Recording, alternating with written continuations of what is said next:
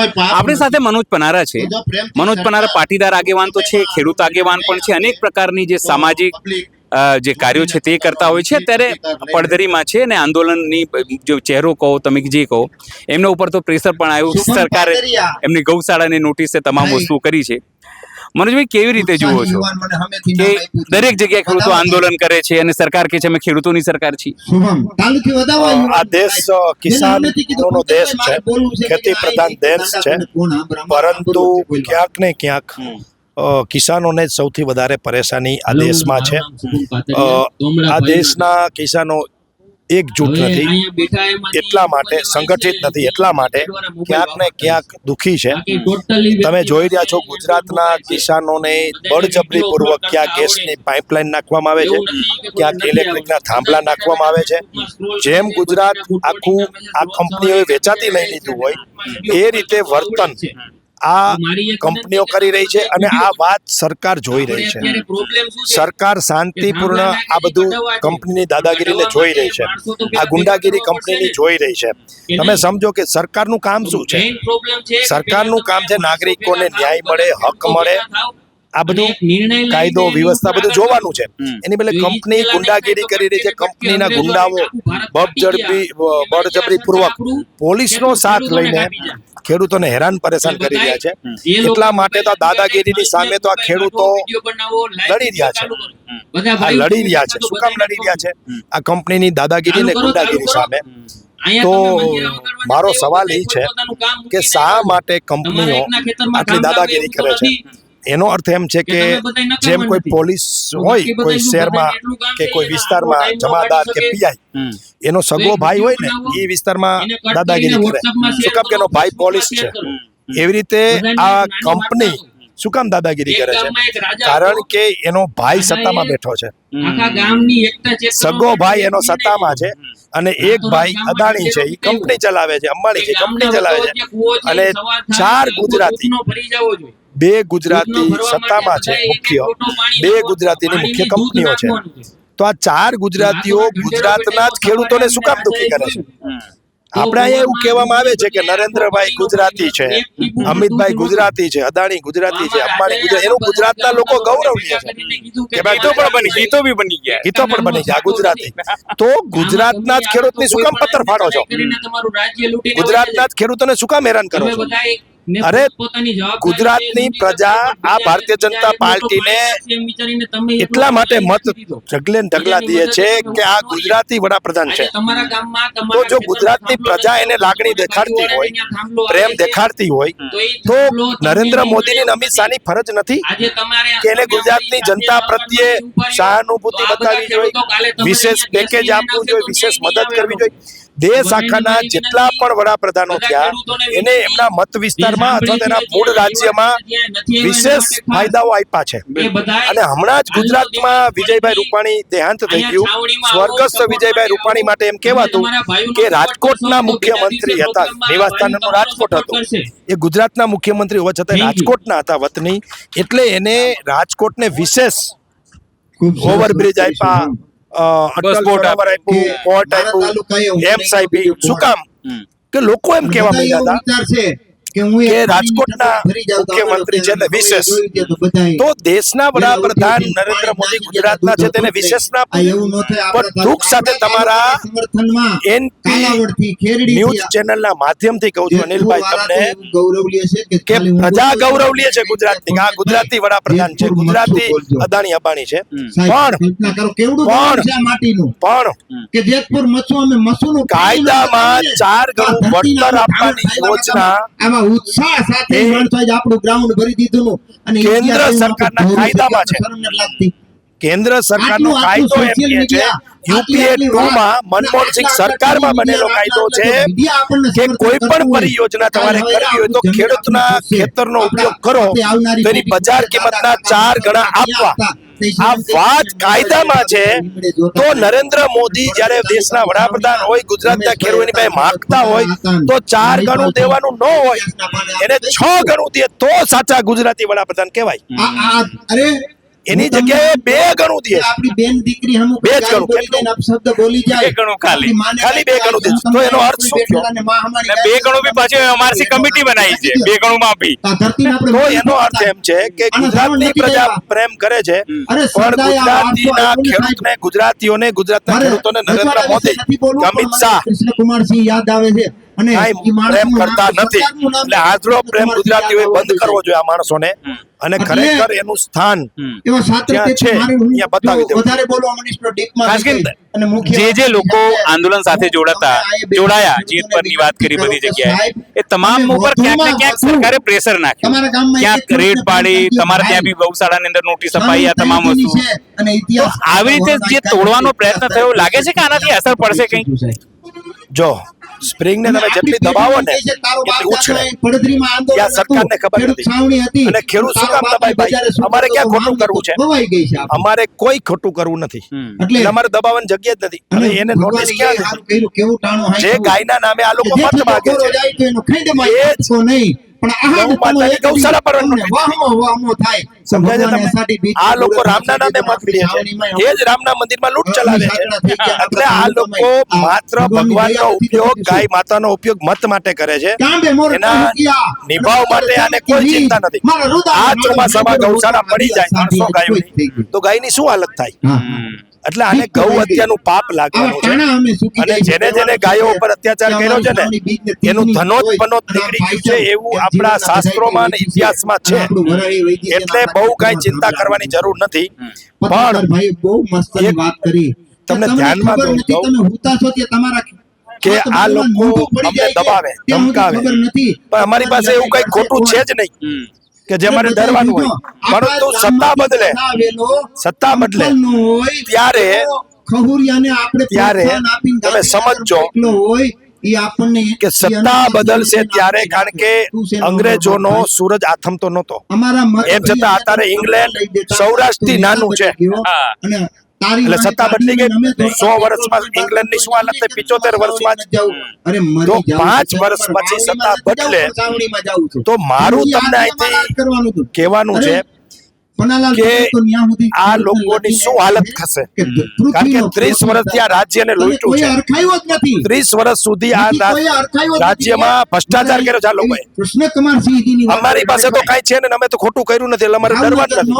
પણ આ લોકોએ તો અરબો ને ખરબો રૂપિયાની લૂંટ કરી છે.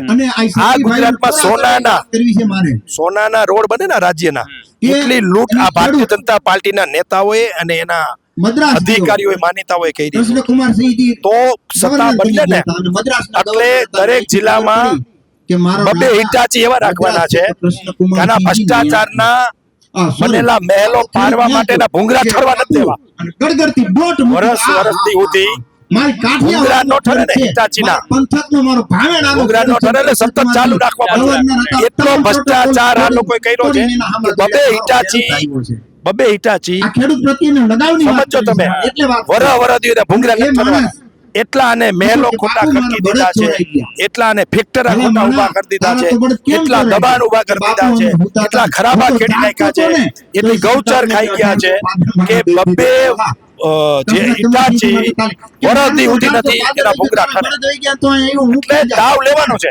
અને આ નેતા મરી જાય ને તો એના છોકરાઓ પાસે હિસાબ લેવાનો છે ભ્રષ્ટાચારનો. એ પાકું છે.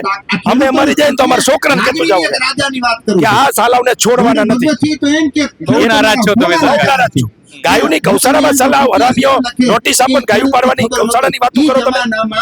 એટલે તમે યાદ રાખજો, મારી વાતને સમર્થન યાદ રાખજો અશ્વિનભાઈ, ઈ જમાનામાં પણ એને ખબર કે હતી એને ભ્રષ્ટાચાર જેને કર્યો છે ને એને છોડવાના નથી. કાઢે એટલે ઈ માણાને મદ્રાસ. અત્યારે આંદોલન ચાલુ ગાંધી માર્ગે કે છે, ઉપવાસ આંદોલન કરી રહ્યા છે. ઈ જમાનામાં જો નિલેશભાઈ છે એ કે સરદાર માર્ગે આંદોલન મારું અમારું ચાલશે. એના માટે તો તમારું સમર્થન કોના તરફ છે? તમે અહીંયા બી છો, ત્યાં બી છો, સર્વત્ર છો. અને આપણી શું વાતો જે ખેડૂતનું આંદોલન કરે એની સાથે હું છું. ખેડૂતની મૂળ માંગણી છે એ માંગણીને કોઈ પણ સમર્થન કરે, એ કોઈ પણ પક્ષનો નેતા હોય, કોઈ પણ સમાજનો નેતા હોય, કોઈ પણ વિસ્તારનો નેતા હોય, એ કોઈ પણ પ્રકારનું આંદોલન ચલાવે એની સાથે અમે છીએ, પણ હિંસાના માર્ગે કોઈ આંદોલન કરે એની સાથે અમે નથી. આ સરકાર ઈચ્છે છે, આ સરકાર ઈચ્છે છે કે હિંસા થાય અને આંદોલનને ખતમ કરી દે, પરંતુ અમે ગાંધી, બુદ્ધ અને મહાવીરના અહિંસાના માર્ગે જ આંદોલન કરવાના છે. એક મહત્વનો મુદ્દો છે, છેલ્લા અઠવાડિયાથી જ્યારથી નીતિનભાઈએ કીધું છે પાટીદાર અનામત આંદોલન લઈને કે અમે કંઈક ઓર્ડર નહોતું આપ્યું ગોળી મારવાનું, વાત કોણે આપ્યું કોઈને ખબર નથી. તમે લોકો તો એ આંદોલનના મુખ્ય પ્લેયર હતા, મુખ્ય ચહેરાઓ હતા. કેટલાક ચહેરાઓ હતા, તમે બી મુખ્ય ચહેરાઓ હતા. અત્યારે શું થયું નીતિનભાઈને કે આટલા વર્ષો પછી એમને આવું થયું કે બોલીએ? માણસ છે ને એ પોતાનો પસ્તાવો મૃત્યુ પહેલા કરે.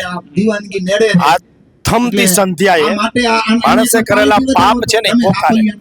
જેમ જેસલ જાડેજાએ પાપ પોકાર્યા હતા કે ભાઈ મેં તળાવની પારો તોડી, મેં ગાયોના તણ વાયરા, એમ ક્યાંક આ ગુજરાતની ધરતી ઉપર એ સંસ્કાર હજી જીવે છે કે મરતા પહેલા પોતાના પાપો એ સ્વીકારી લેવા અને એનું જાહેરમાં એ પાપને પોકારવા.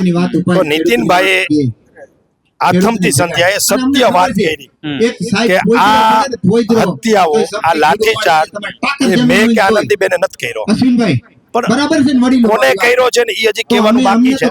અમને ખબર છે, અમે આંદોલન દરમિયાન કહેતા હતા, જાહેરમાં કહેતા હતા કે આ હત્યા, આ ઓર્ડર એ જનરલ ડાયરે કર્યો છે, પણ ત્યારે ભાજપના મિત્રોને અમારી વાત ગમતી નહોતી.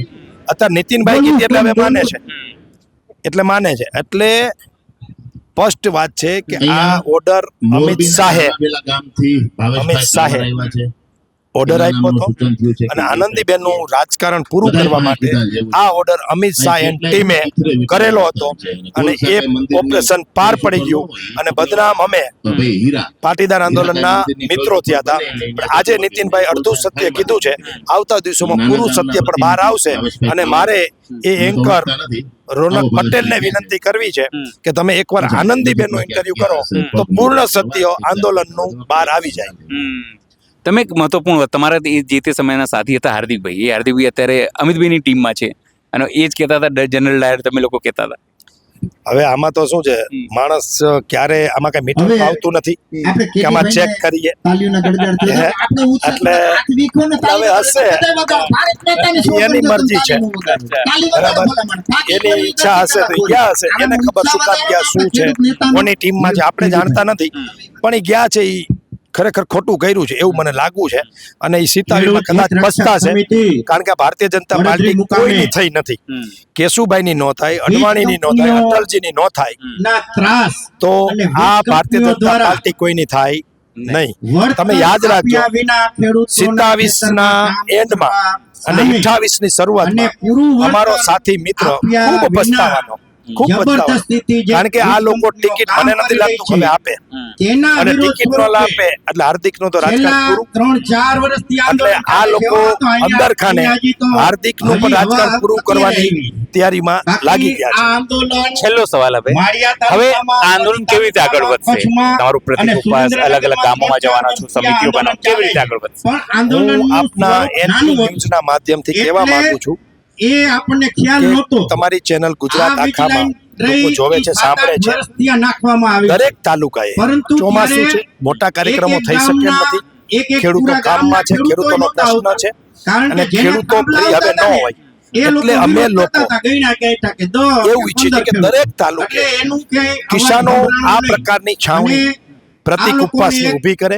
3 દિવસનો કાર્યક્રમ થાય, 3 દિવસમાં જે ખેડૂતો ખેતીમાંથી ફ્રી થાય એ ખેડૂતો છાવણીમાં આવે અને જેને કામ હોય એ છાવણીમાં ખેતરે જાય, એટલે ખેતી પણ ચાલુ રહે અને આંદોલન પણ ચાલુ.